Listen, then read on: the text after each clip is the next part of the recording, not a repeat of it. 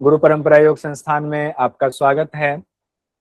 हम लोग घेरन संहिता में पढ़ चुके हैं धोती के प्रकार। धोती के प्रकार को हम लोगों ने अच्छे से देख लिया, जिसमें हम लोगों ने अंतर धोती, दंत धोती, हृद धोती, मूल शोधन देखा। और उसमें हम लोगों ने देखा अंतर धोती के प्रकार, वातसार, वारीसार, वहनीसार और बहिष्कृत, ये हम लोगों ने देखा। उसके अलावे हम लोगों ने देखा दंत धोती। दंत धोती में हम लोगों ने 5 प्रकार देखा। 5 प्रकार में क्या क्या देखा हम लोगों ने? 5 प्रकार में दंत मूल, जिह्वा मूल, कर्णरंध्र, और कर्णरंध्र के बाद हम लोगों ने देखा, क्या देखा कर्णरंध्र के बाद? कपाल कपाल रंध्र। कपाल रंध्र। अब इस क्लास में आप बीच में बोल भी सकते हैं तो फर्क नहीं पड़ेगा। उसके बाद हृद धोती, लेकिन कोशिश कीजिएगा जब फ्लो में रहेंगे तो हैंड रेज करके बोलिएगा। हृद धोती में 3 चीजें हम लोगों ने पढ़ा। हम लोगों ने पढ़ा दंड धोती, वमन धोती और लास्ट में वसन धोती। वसन को वास धोती या वाससा भी कहा गया। फिर हम लोगों ने मूल शोधन पढ़ा। तो 4, 5, 4, 9, 3, 12, 1, 13 चीजें हम लोगों ने धोती में पढ़ा। और अच्छे से हम लोगों ने एक एक धोती का आप लोगों ने होमवर्क भी किया हुआ है। सभी लोगों ने नहीं किया है, कई लोगों को मैंने मैसेज किया हुआ है। उम्मीद है जिस किसी भी कारण से नहीं किया है, जल्दी उस कारण से छुटकारा पा करके आप कर लेंगे। उम्मीद है जल्दी ही ये भी कंप्लीट हो जाएगा। धोती के बाद दूसरा है बस्ती क्रिया। हम लोग आज बस्ती क्रिया पढ़ेंगे और कोशिश करेंगे उससे आगे भी और ज्यादा हो जाए तो अच्छा रहेगा, क्योंकि बहुत ज्यादा रुकने का कोई मतलब नहीं है, बहुत कुछ हमें पढ़ना है। तो हम देखते हैं वस्ती क्रिया। आज शुरू करेंगे वस्ती क्रिया। वस्ती क्रिया का जो मंत्र है वो इस प्रकार से है, जल वस्ति शुष्क वस्तिर वस्ती च द्विविधो स्मृतो, जल वस्तिम जले कुर्यात शुष्क वस्ती सदाक्षितो। यानी कहा गया जल वस्ती और शुष्क वस्ती से वस्ती 2 प्रकार की बताई गई है, जल वस्ती और शुष्क वस्ती। और जल वस्ती जल में की जाती है, जले कुर्यात। शुष्क वस्ती सदा छितो, छितो मतलब जमीन पर की जाती है, सदा जमीन पर या पृथ्वी पर की जाती है। पृथ्वी मतलब जमीन पर की जाती है। जल वस्ती जल में और शुष्क वस्ती जमीन पर की जाती है, इसीलिए इसको स्थल बस्ती भी कहा जाता है। स्थल बस्ती भी कहा जाता है। पहले जल बस्ती को हम लोग देखते हैं। यहाँ घेरन ऋषि कहते हैं, नाभि मग्न जले पायु न्यस्तवान उत्कट आसन आकुंचनम प्रसारम च जलवस्तिम समाचरे। ध्यान से देखिएगा, नाभि तक जल में जाएंगे और उत्कट आसन लगाएंगे। नाभि तक जल में जाएंगे, उत्कट आसन लगाएंगे। और फिर कहा गया है कि पायु का, यहाँ पायु शब्द आया हुआ है, पायु का आकुंचन और प्रसारण करेंगे। पायु मतलब होता है गुदाद्वार, गुदाद्वार का आकुंचन और प्रसारण करेंगे, यही जलवस्ती है। ठीक है, नाभि तक जल में उत्कट आसन लगाएंगे, गुदाद्वार को सिकोड़ेंगे, फैलाएंगे, यही जलवस्ती है। लाभ क्या कहा गया है? बहुत सिंपल है, इसमें कोई और ज्यादा कुछ देखने की जरूरत है नहीं। प्रमेहम च उदावर्तम क्रोड़ वायुम निवार्येत भवेत स्वच्छंद देहश्च काम देव समो भवे। कहा गया प्रमेह रोग नहीं होगा, अभी आएंगे। उदावर्त रोग नहीं होगा, क्रोड़ वायु का निवारण होगा, भवेत स्वच्छंद देहो यानी कि सारे रोग खत्म हो जाएंगे, स्वच्छ हो जाएगा शरीर, यानी कि शरीर में कोई रोग बीमारी नहीं रहेगी, और कामदेव के समान हो जाएगा। कामदेव के समान हो जाएगा। क्या कहा गया? प्रमेह रोग। प्रमेह रोग दरअसल यौन रोग को प्रमेह रोग कहा जाता है। उदावर्त है, गुदाद्वार का रोग को उदावर्त कहा जाता है। क्रोड़ वायु के लिए इस्तेमाल किया जाता है, अपान वायु बिगड़ने से क्रोड़ वायु की चर्चा, अपान वायु बिगड़ने से क्रोड़ वायु खत्म करती। फिर कहा गया शरीर कामदेव के समान हो जाता है। शरीर कैसा हो जाता है? कामदेव के समान हो जाता है। ठीक है। दूसरा है शुष्क वस्ती, जिसको स्थल वस्ती भी कहते हैं, शुष्क वस्ती। ये बिल्कुल सीक्वेंस में आपको याद रहना चाहिए, लाभ सीक्वेंस में। आजकल पैटर्न चला हुआ है, जल वस्ती के लाभ को क्रम से बताएं। क्रम से क्यों पूछते हैं मुझे नहीं पता, लेकिन पूछा जाता तो आपको याद रखना है, इसलिए होमवर्क में कराता हूँ। लिखा तो सब कुछ है पुस्तक में भी, फिर आप हमसे पढ़ क्यों रहे? तो हम आपको कुछ ऐसा करवाएं जिससे आपका की उन्नति हो यूजीसी नेट के लिए। पश्चिमोत्तान तो वस्तिम चालयित्वा शनैः शनैः अश्विनी मुद्रया पायुम आकुंचयेत प्रसारयेत एवं अभ्यास योगेन कोष्ठ दोषो न विद्यते विवर्धयेत जठराग्निम आम वातम विनाशयेत। कहा गया शुष्क बस्ती स्थल बस्ती करना है, पहले पश्चिमोत्तान आसन लगाइए। पश्चिमोत्तान आसन जल में नहीं लगाना, स्थल बस्ती तो जमीन पर पहले कहा जा चुका है। तो आप पश्चिमोत्तान आसन लगाइए और फिर कहा गया है बस्ती प्रदेश का चालन कीजिए। बस्ती प्रदेश गुह्य प्रदेश का, यानी कि गुदा द्वार के आसपास का जो एरिया है उसका चालन करना है। और फिर इसमें अश्विनी मुद्रा शब्द आया हुआ है, जो ऊपर अश्विनी मुद्रा उसमें नहीं आया हुआ था जल बस्ती में, तो आपसे एग्जाम में पूछा जा सकता है। अश्विनी मुद्रा का इस्तेमाल या अश्विनी मुद्रा शब्द निम्न में से किस अभ्यास के दौरान आया हुआ है, किस सटकर्म के दौरान शब्द आया हुआ है, ध्यान रखिएगा। शब्द शब्द सह आया हुआ है शुष्क बस्ती में, स्थल बस्ती में, जहां कहा जा रहा है पायु यानी कि गुदा द्वार को आकुंचन करेंगे और प्रसारण करेंगे। गुदा द्वार का आकुंचन करेंगे, गुदा द्वार का प्रसारण करेंगे। और जब लगातार इसका अभ्यास करेंगे तो लगातार अभ्यास से क्या होगा, कोष्ठ दोषो न विद्यते, कोष्ठ दोष से मुक्ति मिल जाएंगे। कोष्ठ दोष, कोष्ठ दोष कहा जाता है जो कब्जियत हो जाता है, कोष्ठ दोष हो। विवर्धयेत जठराग्नि, जठराग्नि प्रज्वलित होगी, इसमें डायरेक्ट जठराग्नि शब्द आया हुआ है। विवर्धयेत जठराग्नि, जनरली जगहों पर अग्नि अग्नि आता है, देह अग्नि, अग्नि बढ़ती है, यहाँ जठराग्नि सीधे आया हुआ है। हालांकि देह की अग्नि को ज्यादातर व्याख्याकारों ने जठराग्नि से ही उसको संबोधित किया है, ये भी ध्यान रखिएगा। फिर कहा गया आम वातम विनाशयेत। आम वात जो है गैस से संबंधित एक समस्या है, जिससे जो है आम वात में फिर ज्वाइंट्स में पेन वगैरह होने लगता है, ये ध्यान रखिएगा। क्या क्या हो गया, भूमि पर पश्चिमोत्तान आसन लगाएं, वस्ती का परिचालन करेंगे, अश्विनी मुद्रा से गुदा द्वार को सिकोड़ेंगे, फैलाएंगे, कोष्ठ दोष दूर होता है, कब्जियत दूर होता है, जठराग्नि प्रज्वलित होती है, आम वात का समन होता है। आम वात का समन होता है, तीन ही फल है, तीनों याद कर लीजिए, तीनों याद कर लीजिए। कब्जियत दूर होगी तो ऐसे ही जठराग्नि प्रज्वलित हो जाएगी, भूख लगेगी, और जब भूख लगेगी अच्छे से अगर संतुलित भोजन करोगे तो गैस की समस्या खत्म हो जाएगी, आम बात खत्म हो जाएगा। ऐसे बस एक याद कर लीजिए। अब देखिए यहाँ हम लोग घेरन संहिता बस्ती में दोनों देख लेते हैं एक साथ। जल बस्ती एक तरफ लिखा हुआ है, एक तरफ स्थल बस्ती लिखा हुआ है। नाभि तक जल में उत्कट आसन लगाएंगे, फिर गुदा द्वार को सिकोड़े फैलाएंगे, यही जल बस्ती है। फल में कहा गया प्रमेह रोग, यौन रोग, उदावर्तनी गुदा का रोग, क्रूर वायु, अपान वायु बिगड़ने से रोग, ये सब खत्म होता है। शरीर कामदेव के समान हो जाता है। शरीर कैसा हो जाता है, कामदेव के समान हो जाता है। फिर शुष्क बस्ती की बात आई हुई है। भूमि पर पश्चिमोत्तान आसन लगाएंगे, बस्ती का परिचालन करेंगे, 3 स्टेप्स है इसमें। अश्विनी मुद्रा से गुदा द्वार को सिकोड़ेंगे, फैलाएंगे, ध्यान रखिएगा। शुष्क बस्ती में 3 बातें। उधर भी जो कहा गया, जो हम लोगों का स्टाइल रहा है, जो आसन में हम लोगों ने पढ़ा, मुद्रा में पढ़ा, step by step, step by step नहीं करेंगे तो एग्जाम में गड़बड़ हो जाएगी। स्टेप बाय स्टेप करना जरूरी है। फल क्या कहा जा रहा है, कोष्ठ दोष दूर हो रहा है, किससे, शुष्क बस्ती से। जठराग्नि प्रदीप्त हो रही है, आम वात का समन हो रहा है, आम वात का समन हो रहा है।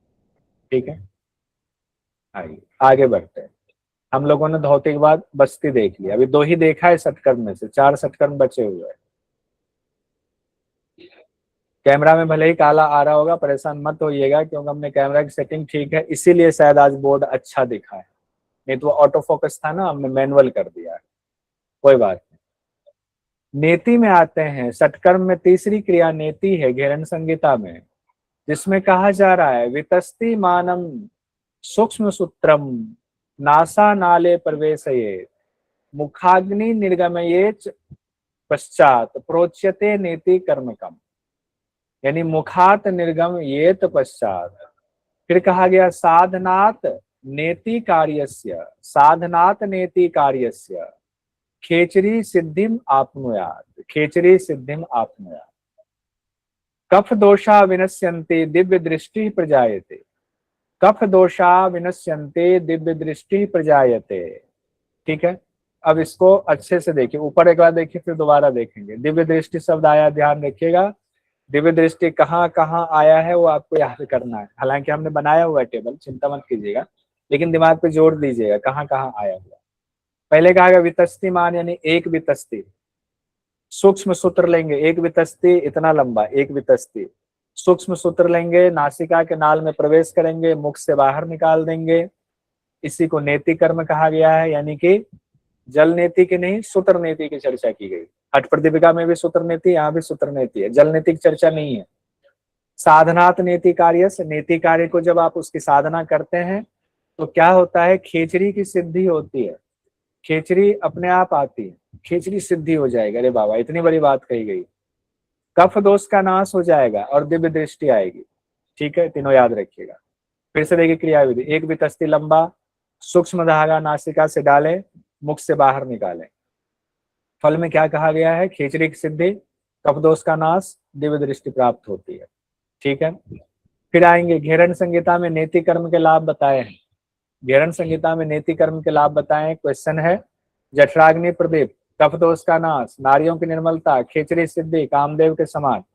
हो सकता है देख लीजिए क्या क्या है नेति कर्म का। कफ दोष का नाश, खेचरी सिद्धि होना चाहिए मेरे हिसाब से। आप लोगों का क्या कहना है? बीडी बीडी कह रहे हैं, बीडी बीडी कह रहे हैं सब लोग। दूसरा है, दूसरा है, ठीक है बीडी। चलिए इसका मतलब मैं सही था, आप लोगों ने मुहर लगा दिया कि आप सही कह रहे हो, थैंक यू। अब हम लोग आएंगे, नेति में छोटा ही था। अब ऊपर ये धोती जो है ना वो सबसे बड़ा था, धोती सबसे बड़ा था। बस्ती में दो है और लास्ट में जाएंगे कपाल भाती, कपाल भाती में तीन होगा। तो धोती सबसे ज्यादा परेशान करता है। लौलिकी में हम लोग आ गए। लौलिकी का दूसरा नाम क्या कहा जाता है, नौली। लौलिकी को क्या कहा जाता है, नौली भी कहा जाता है। नौली का है दूसरा नाम लौलिकी है। घेरन संहिता में लौलिकी कहा गया। क्या कहा जा रहा है मंत्र में, देखिए घेरन ऋषि अपने शिष्य चंड कपाली से कहते हैं, अमंद वेगेन तुंदम भ्रामयेत उभ पार्श्वयो हो। अमंद, अमंद मतलब धीमा नहीं, अमंद अ मतलब नहीं, मंद मतलब धीमा, धीमा नहीं।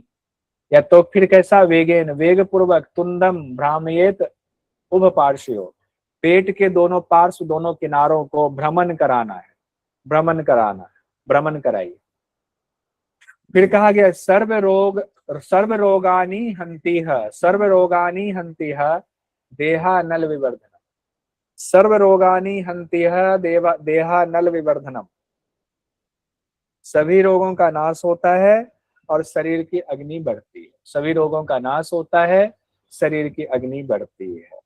ठीक है, उदर को, पेट को दोनों पार्श्वों में वेग पूर्वक घुमाना, वेग पूर्वक। ये लौलकी कर्म है। सभी रोगों का नाश होता है, देह की अग्नि प्रदीप्त होती है। यहाँ देहानल है, जठराग्नि नहीं, लेकिन व्याख्या में जठराग्नि आ जाता है। तो दो ही फल दिया हुआ है, ध्यान रखिएगा। पेट वाला है तो नौली तो ऐसे भी देह की अग्नि बढ़ेगी, सारे रोग को नाश कर देगा, ऐसे भी याद रख सकते हैं।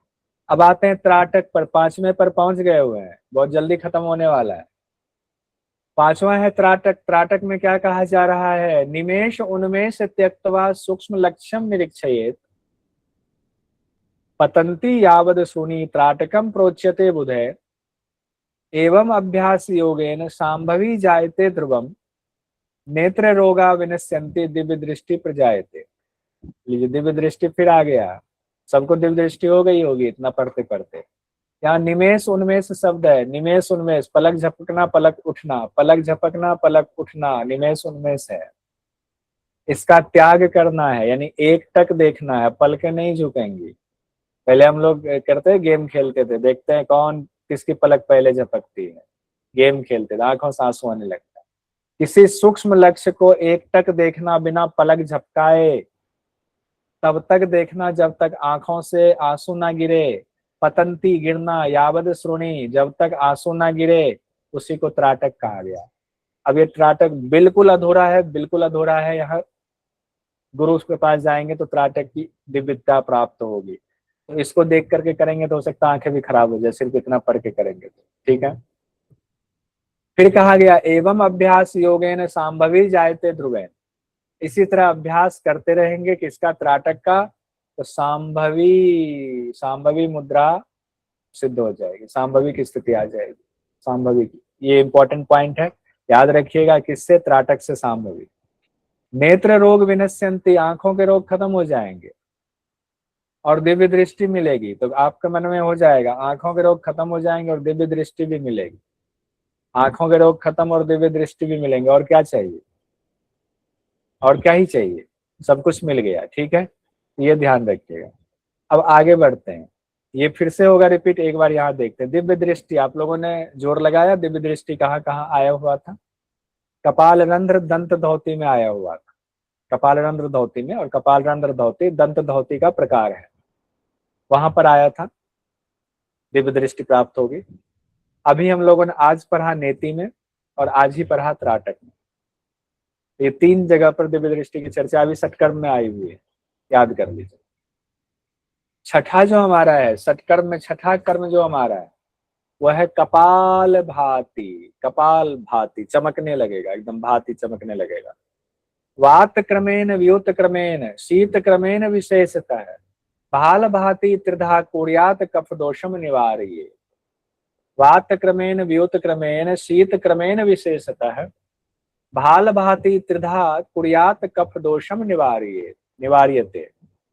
यानी कि कपाल भाती तीन प्रकार की होती है, वात क्रम, व्युत क्रम, शीत क्रम, और उसी को नाम कपाल भाती का नाम भाल भाती भी दिया गया है। तो भाल भाती कपाल भाती एक ही है और इससे कफ दोष का नाश होता है। एक तो तीनों क्रिया के लिए, वात क्रम, व्युत क्रम, शीत क्रम के लिए कफ दोष का नाश होता है, ये कह दिया गया है, कफ दोष का नाश होता है। तो भाल भाती या कपाल भाती कितने प्रकार हो गए, तीन, वात क्रम, व्युत क्रम, शीत क्रम। आइए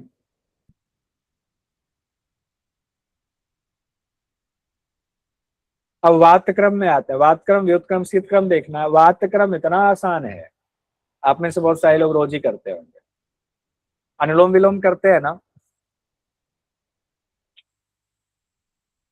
इरा से लिया पिंगला से छोड़ा, पिंगला से लिया इरा से छोड़ दिया, ईडिया पूर्येद वायु रेचयेद पिंगल्या पुनः, पिंगल्या पूर्यित्वा पुनश्चंद्रेन रेचयेद। इरा से वायु का पूरक करेंगे, पिंगला से रेचक कर देंगे, पिंगला से पूरक करेंगे, इरा से रेचक कर देंगे, कहेंगे तो अनुलोम विलोम है। क्या है, अनुलोम विलोम का अभ्यास बताया गया है ना, अनुलोम विलोम का अभ्यास, बिल्कुल सही समझा आपने, ये अनुलोम विलोम का अभ्यास बताया गया है, अनुलोम विलोम का। पूरकम रेचकम कृत्वा वेगेन नातु धारिये, तब इसमें सावधानी बताई जा रही है, पूरक रेचक जो आप करेंगे वेग पूर्वक नहीं करेंगे, वेग पूर्वक नहीं करेंगे। एवं अभ्यास योगेन कफ दोषम निवार्ये, इसका अभ्यास करेंगे तो जब सिद्धि होगी कफ दोष का निवारण हो जाएगा। ठीक है, ये अनुलोम विलोम का अभ्यास है, सिंपल, सावधानी पूर्वक रेचक की क्रिया, गति से नहीं करेंगे, ऐसे नहीं,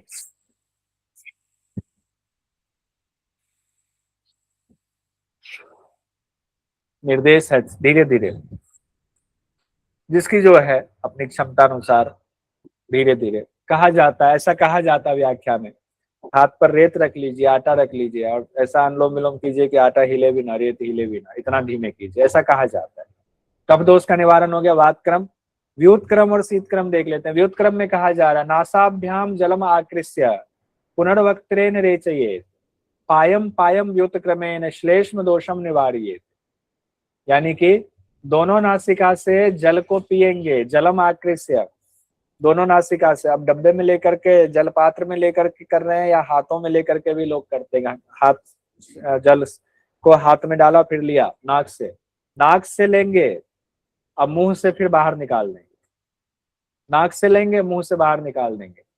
पायम पायम व्युत क्रमेण श्लेष्म दोषम निवार्येत्, कहा गया धीरे धीरे व्युत क्रम का अभ्यास करेंगे, इसी को व्युत क्रम नाम दिया गया है, कफ दोष का निवारण होता है। लेकिन एक जगह इसकी व्याख्या ऐसे की गई है, एक जगह की गई है कि पहले कहा गया नासिका से लेंगे, जल को मुख से निकालेंगे, अब उसके बाद जो कहा गया पायम पायम व्युत क्रमेण, तो कई व्याख्याकारों ने अर्थ लगाया है कि फिर से व्युत्क्रम मतलब उल्टा, तो फिर मुख से लीजिए नाक से निकालिए, मुख से भी लीजिए नाक से नहीं, नाक से लीजिए मुंह से लीजिए नाक से निकालिए।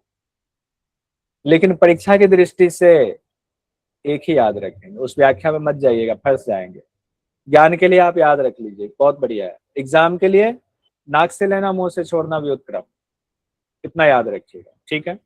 कहीं इंटरव्यू देने जाइए तो दोनों बात बता दीजिए कि ऐसे व्याख्या में भी लिखा हुआ है, तो आपके ज्ञान की बात हो जाएगी।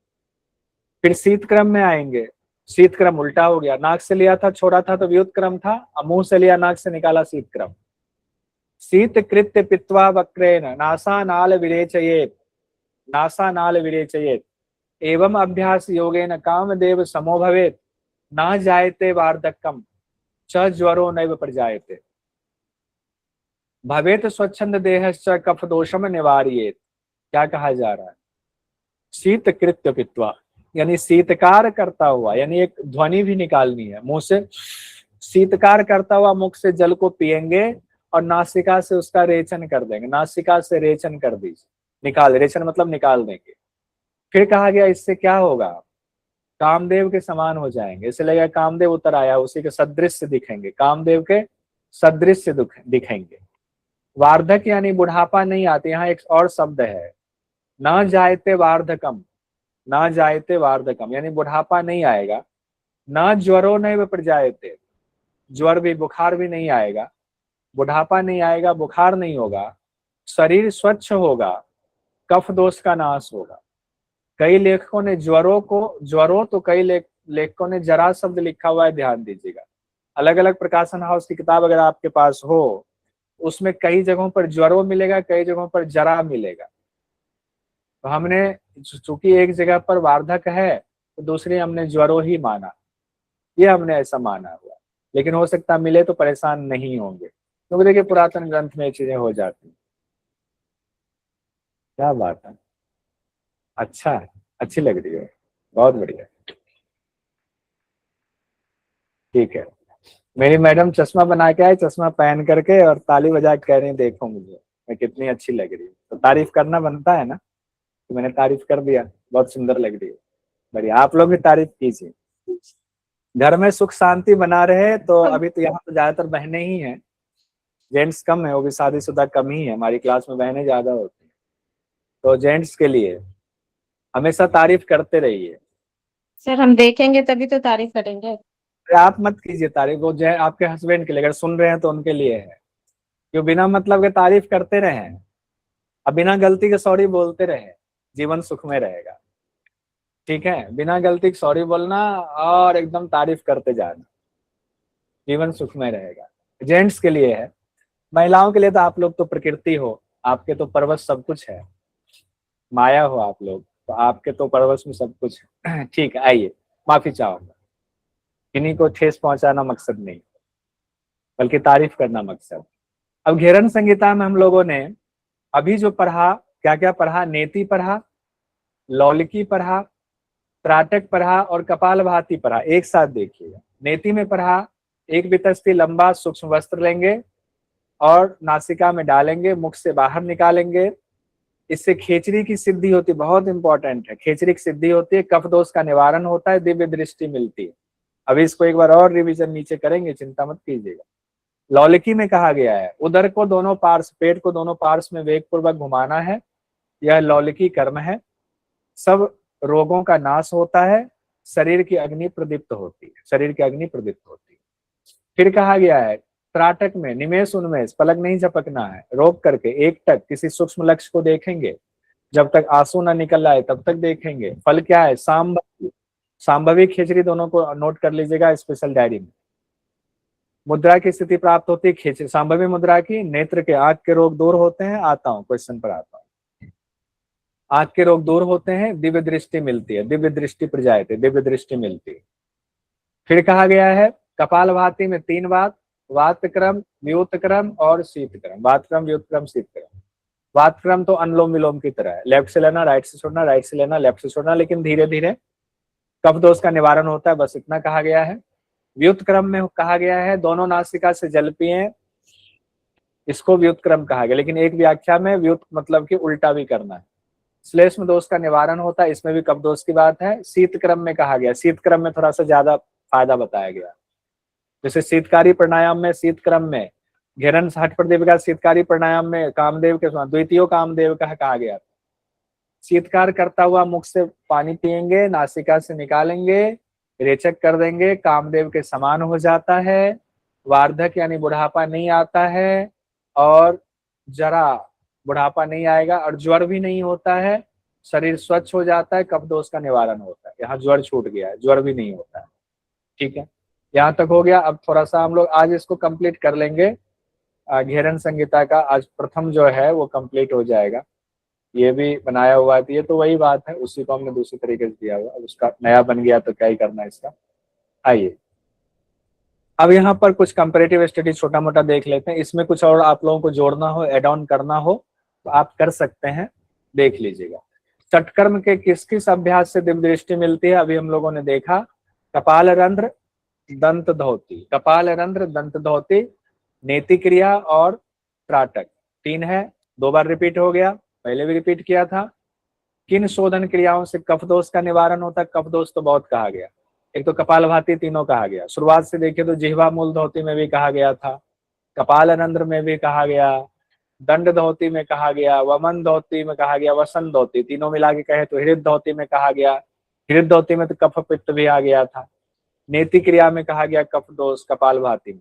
हम सिर्फ कफ दोष को अगर निकालें तो इतनी चीजें हमने निकाला हुआ है। ठीक है, ये उल्टा पुल्टा काउंटिंग हो गया ना, 7 हो गया यहाँ पर। ठीक है, ये नंबरिंग उल्टा पुल्टा हो गया, कोई बात नहीं, नंबरिंग आप लोग ठीक कर लीजिएगा। अब दंड धोती में हम लोगों ने देखा हुआ है कफ पित्त और क्लेद को बाहर निकाले, दंड धोती में कहा गया। वमन और वसन में भी कफ पित्त की चर्चा है।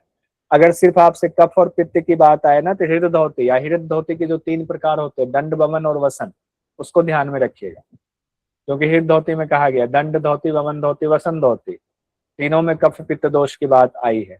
एक हृद धोती से कफ पित्त दोष का निवारण होता अलग से कहा गया। ठीक है, और एक मात्र पूरे षटकर्म में कहा गया हृदय रोग का नाश किससे होता है? कहा गया दंड धोती से हृदय रोग का नाश होता है। किससे होता है? दंड धोती से हृदय रोग का नाश होता है। 2 और अति महत्वपूर्ण बिंदु जो अभी हम लोगों ने देखा, खेचरी की सिद्धि नेति से होती है, सांभवी की सिद्धि त्राटक से होती है। खेचरी की सिद्धि नेति से होती है और सांभवी की सिद्धि त्राटक से होती है। नाद की अनुभूति, कर्णरंध्र धोती हम लोगों ने पढ़ा था ना, 2 कर्णरंध्र, दोनों कान का हो गया कर्णरंध्र धोती, 2 प्रकार, नाम नहीं है, कर्णरंध्र 2 छिद्र, उसमें हम लोगों ने पढ़ा हुआ था नाद की अनुभूति होती है। कौवे की चोंच के समान मुख बनाकर पूरक करना, कहाँ कहाँ कहा गया है? तो वातसार धोती में कहा गया काक चंचु वदास्यन, और बहिष्कृत अंतर धोती में कहा गया काकी मुद्रा। और कहीं होगा तो जोड़ लीजिएगा, ठीक है, कहीं होगा तो जोड़ लीजिएगा। बहिष्कृत अंतर धोती में एक बात महत्वपूर्ण कही गई है, आधे प्रहर तक अगर वायु रोकने की क्षमता है, 1.5 घंटे तक। हाँ, अर्धयाम कहा गया था ना, फिर आप लोग कहेंगे अर्धयाम कहा गया था, आधे याम तक, उसी को प्रहर एक ही है, लेकिन अब क्या पता एग्जाम में एक शब्दों पर ध्यान दिया जाता है। आधे याम तक अगर वायु रोकने की क्षमता आ जाती है तो फिर पेट चलाएं और गुदा मार्ग से वायु को बाहर निकाल दें, ये खास बात थी, आधे याम की बात। इस बार क्वेश्चन आया हुआ था। इसी दौरान नारी प्रक्षालन की चर्चा है बहिष्कृत धोती के अंतर्गत, नाभि तक जल में जाकर के शक्ति नारी की सफाई करनी, ये आप लोगों ने होमवर्क में भी किया ही होगा। किस नारी की सफाई करनी है? शक्ति नारी को, मैंने दिया हुआ था। देवताओं के समान शरीर की चर्चा, देवताओं के समान शरीर की चर्चा हुई है वारिसार अग्निसार नारी प्रक्षालन में, वारिसार अग्निसार नारी प्रक्षालन में। कामदेव के समान किस किस षटकर्म में कहा गया है? तो जलवस्ती में कामदेव के समान कहा गया है, और शीत क्रम में कहा गया है। शीत क्रम में लास्ट में जो हम लोगों ने पढ़ा, शीत क्रम वाला, कामदेव के समान कहा गया है। ठीक है, आइए अब यहाँ हमारा कंप्लीट हो गया। कुछ एक सवाल बस देख लेते हैं, 2-4 है, आप लोग देख लीजिए। ये सवाल है, घेरन संहिता के मुताबिक अग्निसार धोती में नाभि ग्रंथि को मेरु पृष्ठ से कितनी बार लगाना चाहिए? थोड़ा याद कर लीजिए, कितनी बार है? 100 बार। 100 बार। माइक खोल सकते हैं, कोई दिक्कत नहीं है, एकदम अब खोल सकते हैं। घेरन संहिता में दंतमूल धोती के लिए किस रस का प्रयोग किया गया है? बिना देखे ही बता दीजिए। आदि रस, आदि रस। और कैसे शुद्ध दूसरे का चीज से शुद्ध मिट्टी, शुद्ध मिट्टी। शुद्ध मिट्टी। ठीक है। तर्जनी और अनामिका से मार्जन की बात किस अभ्यास के दौरान किया गया है? जीवा मूल है ना, 3 उंगली की बात है, ये तीनों की बात है। तर्जनी, मध्यमा और अनामिका तीनों की, मध्यमा भी है लेकिन तर्जनी और अनामिका कान में कर्णरंध्र, कर्णरंध्र हो गया। एक क्वेश्चन देखिए, जून 2024 का है। घेरन संहिता के अनुसार निम्नलिखित में से कौन सी शोधन क्रिया दिव्य दृष्टि प्रदान नहीं करते, नहीं शब्द दृष्टि करना होती सर। अंतर्धोती का भाग निम्नांकित में से कौन सा है? बहिष्कृत, अंतर्धोती, अंतर्धोती अंतर्धोती में कौन कौन सी चीजें आती हैं? वात सार, वारिसार, वहनी सार, ऐसे तो आएगा सर, वहनी सार ये भी तो आएगा क्वेश्चन। नहीं, यहाँ पे तो 4 ही है ना। यहाँ तो दंत धोती, दंड धोती, मूल शोधन और बहिष्कृत है, तो बहिष्कृत ही आएगा ना ऑप्शन में। स्क्रीन अगर आप देखेंगी तो थोड़ा सा रोटी से नजर हटा के स्क्रीन की तरफ देखिए तो आपको पता चलेगा तीसरा ऑप्शन सही है।